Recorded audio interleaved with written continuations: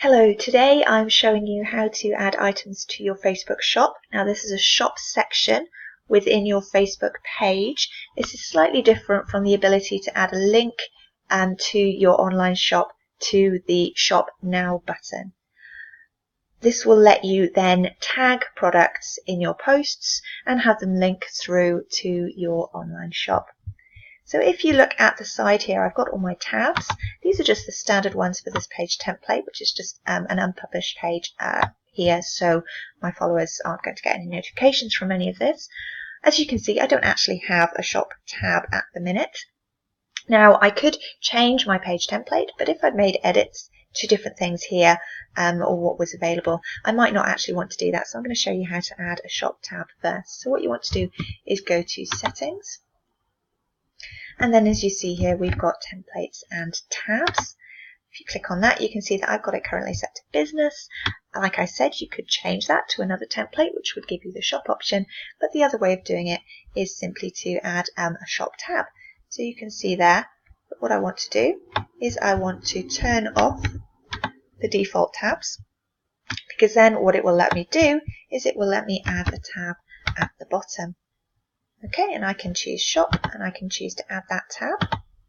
Okay, and it's going to, at the minute, it's going to come up at the bottom. So what I might want to do is consider just dragging that up to the top so that it might have more prominence here. And for example, obviously, you know, set to business jobs, that's one I'm probably not going to use. Of course, I can just move that one out of the way down to the bottom and it's automatically saved there. If I click on the shop settings here, you can see that this is the URL that I would share with people if I wanted them to come straight to my Facebook shop. Okay, I could also switch this off here if I wanted to for any period of time. So I'm going to save that. And then what I'm going to do is I'm going to go back to my page and then you will see that this shop tab has come in on the side. So if I click on that, this is only going to come up the first time that you add your shop or start up your shop. If you've already done this before or the shop section is already there, you may have already accepted this. But it's basically, it's just Facebook's merchant terms and policies which you have to agree to in order to sell, and definitely recommend having a look at those. So I can continue through. So this one, you've got two options. So they can, customers can either message you to buy something or you can click checkout on another website. If you want these links to go through to your Stampin' Up website, you want to click checkout on another website. This option won't give you a box to put that URL in, and the only option people will have will be to send you a message. So this is what we want to do if we want people to be able to click through and shop independently of messaging us and waiting for us. So I'm going to continue. And obviously, if it's a UK shop, then I'm going to want the British pound, which I can't find. There we go, it's under British pound. There we go, so I'm going to save that. Okay, so there we go, my shop is all set up.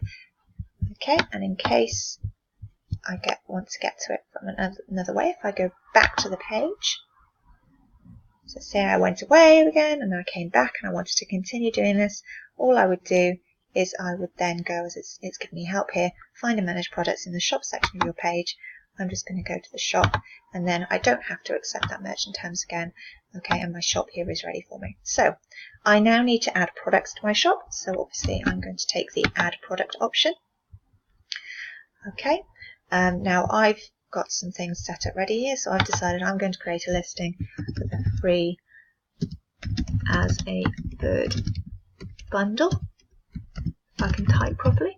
The free as a bird bundle. I need to remember how much that is. Okay, that one is $47.50, so I'm going to want to add that in here. Okay, I'm going to want to add a photo. Now what I've done is I've already saved the photo from the shop here. Now it is slightly below the recommended resolution that Facebook suggests, because these are only 800 pixels square. They're the right orientation, which is fine. So Facebook recommend square images, but they actually recommend ones that's slightly bigger, 1024, but the 800 ones seem to work okay. If I wanted to add a description, I could. But the important bit here is the checkout URL. So this is the website where users will be directed to purchase the product, as it tells us. So what I can do is I can go here and I can simply copy the URL from the bar. So you know how to do this. As long as you have a DBWS currently subscription, what you can do is copy that URL and add $DBWS demo ID equals, and then your demo ID minus that, okay? And that little bit there makes sure that when people click through, they automatically go to my section or my version of the online shop where I'm pre-selected as their demonstrator. If that's not present, then if they had visited anyone else's online shops, then the cookies that are placed on their browser would remember that and it would default to a different demonstrator. That's overridden if they have an account. So if they were to log in and they'd already shopped with you, it wouldn't matter if this was there or not. However, we want to make it really easy for new customers to find us as a demonstrator if we're their contact with Stampin' Up. So it's always good to include that in your links. Okay, so this bit here, share this product on your page. As it says, if this is switched on, once I click save, this product will be shared on my page as an individual post as soon as it is approved. Now, that might be what you want to do, but if you're sitting down and maybe adding quite a few products to your page, you're not necessarily going to want your customers to get lots and lots of notifications of just Stampin' Up products as they come onto Facebook. So what I'm actually going to do is I'm going to leave that switched off, and then this product will be approved into my shop. I will get a notification when it's been approved, and once it has been approved, I will be able to add it to a post about a project, which I think is a better way of sharing these products. We don't tend to just kind of push products in people's faces. We tend to show them a product, show them a project, show them what they can do with the product, and that's kind of how we go about our selling. So all I'm going to do is I'm going to click save. Like I said, I could have put in a description. I could always come back and edit that, but I'm going to click save.